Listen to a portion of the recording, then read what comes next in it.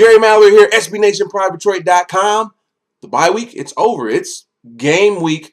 Miami Dolphins coming up, Detroit Lions. The season is split right down the middle, which is pretty cool. They play 8 games. They have a bye week. They have 8 more games to go. The same is so with a couple of our other NFC North foes. But we're here to give you predictions for the second half, 3 expectations, and then we'll elaborate on the rest of their schedule and how I think they will end up wins and losses wise at the end of the year. So without any further delay, let's get into the 3 expectations, the 3 predictions, however you want to word it, for the second half. We're going to start off with the defense and the offense.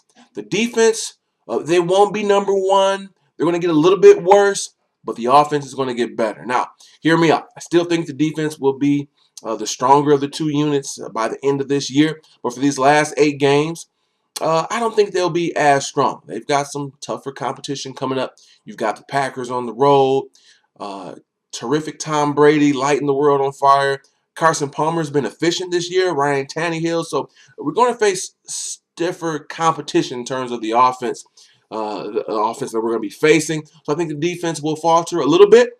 But they'll still be a top defense. So instead of being the first or second ranked defense, I think we'll drop down a little bit. Still in the top 10, but more so towards 6, 7, possibly even number 8. In terms of the offense will get better. Now, they're going to get used to Lombardi's scheme. They're going to start to even things out.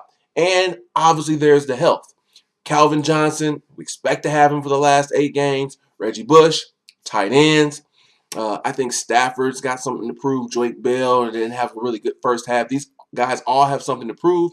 So you add that with the health, I expect the offense to take a nice little leap and jump from the 20 range that they're in into the teens, maybe 14 or 15, which will be a much-needed improvement. Another thing about the defense, while they'll falter a little bit, Nick Fairley, one of the biggest cogs on our defense, will be gone at least for 4 weeks, if not more. So that's really big. So expect the defense to get a little worse, but the offense to improve. Things should even out, and I think they will have a pretty successful second half by the 2 units kind of switching places just a little bit. Now, the second prediction, expectation, prognostication, it's about the rookies. You guys remember last year?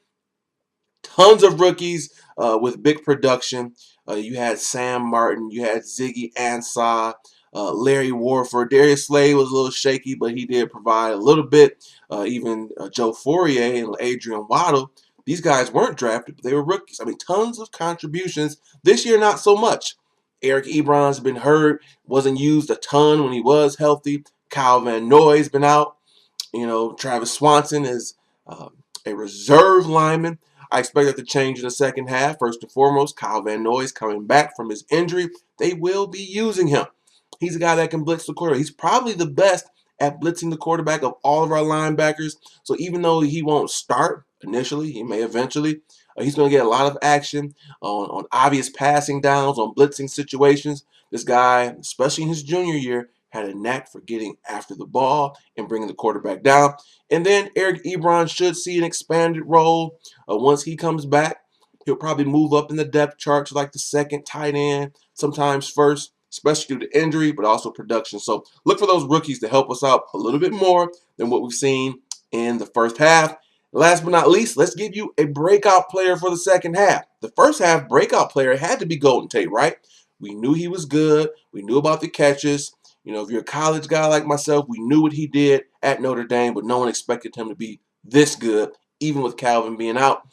Well, the breakout player for the second half, although the defensive unit is going to get a little bit worse, but still be good, although his fellow defensive lineman, Nick Fairley, who obviously helps him out, won't be there, it's Ziggy Ansah. He's going to be the breakout player in the second half. I expect his sack total to jump up quite a bit, maybe get about 6 or 7 sacks. A couple of forced fumbles. He's going to have a Golden Tate-esque second half of the season, and this will probably, land him as a Pro Bowl player or either a Pro Bowl option. Okay, so those are my 3 expectations. Defense, you're going to struggle a little bit. You're going to go down. Offense is going to go up, but the defense will still be dominant. The rookies will have an added and more important role, more production, and my breakout player, Ziggy Ansah. Now, let's talk about the record. Now, when the season began, Before the season began, I said the Lions would go 11-5.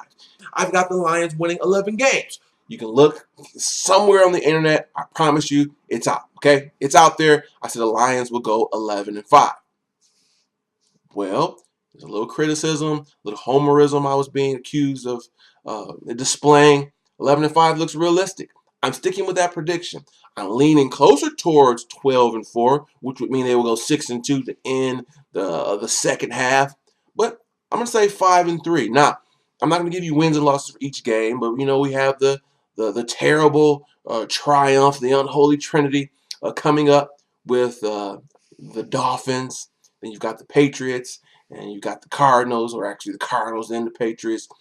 This is hard. This is going to be a tough go of it. I think we will beat Miami, and I'll talk about that game a little bit later. I actually think between the two road games that Arizona is the one we can beat, between the two. I say that because their strength is run defense. So they're used to stopping people at the run.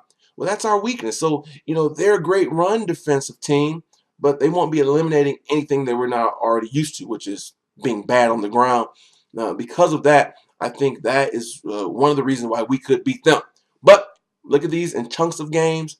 For them to go 5-3 or even 6-2, they have to win most, if not all, of their remaining 4 home games. They have to at least go 3-1, but even 4-0 would be great.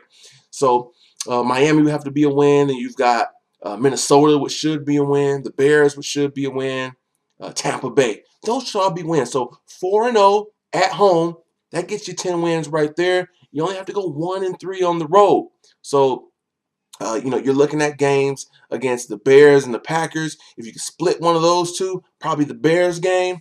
Even if you were to lose to both Arizona and the Patriots, that still gets you at 11-5 and puts you in great position to be right there for the NFC North. Now, if they win 2 out of the next 3, if they win the home game against Miami and win one of those 2 road games, then 12-4 looks even better. But at this point, I think we'll go 5-3 for the second half, end up 11-5. Prediction I made earlier, I'm feeling comfortable with it. So, what are your thoughts?